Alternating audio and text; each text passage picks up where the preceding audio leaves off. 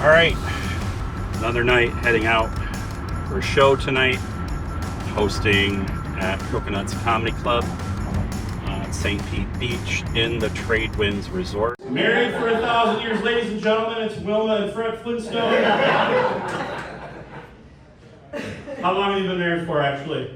45. 45 years, let's make some noise for that. I was 7 when you got married. Turns out it's actually a really great room to be working in. I enjoy it, especially on the Friday and Saturday shows. Tend to have really great crowds. Even on their Wednesday shows, they usually have solid crowds in there, having some fun, enjoying themselves. And then they do a show on Friday now, and then open mic afterwards. And then they have 2 shows on Saturday. So Wednesday, Friday, Saturday. Last time we talked a little bit about, how to get, quote unquote, ahead in your career. And it basically came down to like how to build your community and hang out and work with people who have similar values as you, people who you find genuinely nice, etc. What I've experienced since the last time we talked was there's a trap that most new comics, including myself, because I'm still very new, fall into. And that is going to a club for open mic, knowing that you've got an agenda. And your agenda is, hey, I've got 3 new jokes that I want to try in my 5 minutes, and or concepts I'm trying to work out with my 5 minutes on stage. And you get there, and there's actually like a good-sized crowd. And so you fall into the trap of, oh, there's a lot of people here, and they seem to be like in a good mood. So I want to give them the best stuff that I can give them tonight. And that is the trap, because what I'm saying about that is when you do that and you do it too often and you don't stick to your agenda, it's hard for you to grow as a comic. It's hard for you to write new material. It's hard for you to get new jokes out there and structured and working properly. And like, I'm a huge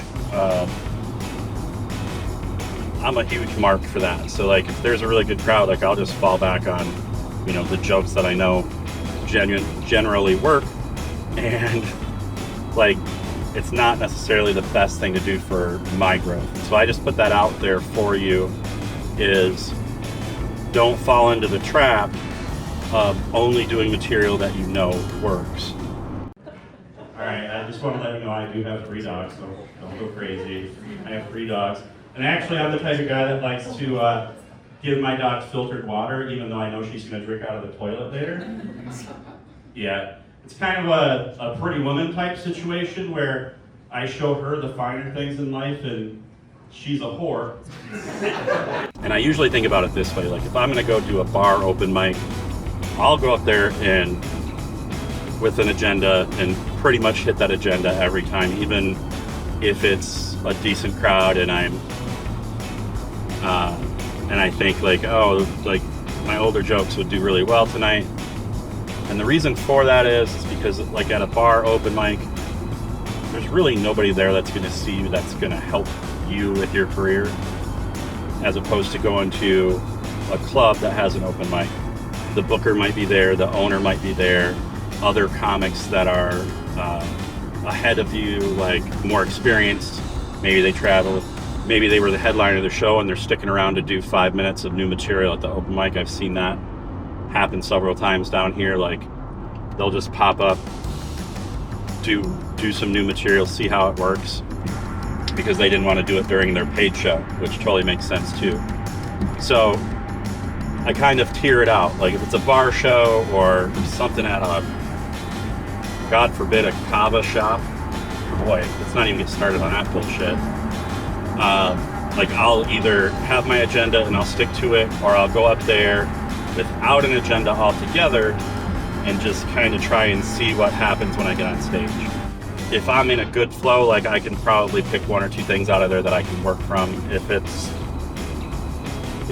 I'm not, then it was 5 minutes of me talking and not getting necessarily anywhere. But it's a good exercise, I think, to becoming more free on stage, just getting more comfortable where there isn't your comfort. You pulled the rug out, and you've kind of put these constraints around yourself to say, like, I'm not going to do any of my jokes. I'm going to do something completely different tonight. Those are great opportunities. And then you get to the bar show, you get to a comedy club, and if it's a reputable club and maybe the booker or the owner's there, I might actually do my best material, especially if I know the people who are in the room and who need to see some of the better things that I can do. I think that's always important. I think one of the things we want to, I think that's it, man, to be honest with you. I mean, that's all I wanted to say today. I just wanted to be like, hey, here's a trap that I fall into. Maybe you see it too. I don't know. Maybe you do the same thing. But all that to say, get yourself uncomfortable, get yourself out there. I guess one of the points that I wanted to make was I was listening to an interview with Louis C.K. this week, and I can't remember if it was on We Might Be Drunk podcast or another podcast, whatever. It came out this week.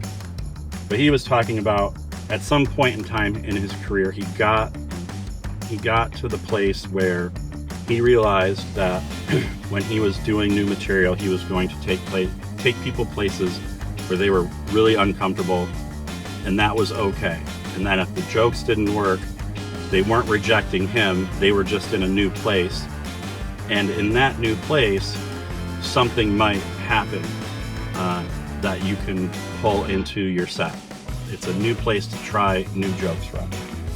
Mainly saying, like, the outcome of the joke wasn't the issue. He wasn't being rejected. It doesn't mean that they don't like him. They just didn't get where he was going with the joke. So he might even keep him out there and do some more oddball stuff in order to play in that space just to see if there's anything funny there. And that outcome is not dependent on him being successful in the long run. That's one of the things, I guess, that trap is what I'm talking about, is knowing that, you know, your open mic night is not going to make or break you. So, something to think about. I turned 52 this year. Thank you. Yep. What I realized is sex at my age is actually still pretty amazing. Yep. I finally got it all figured out. What positions work well, how to set the mood, who I have to pay.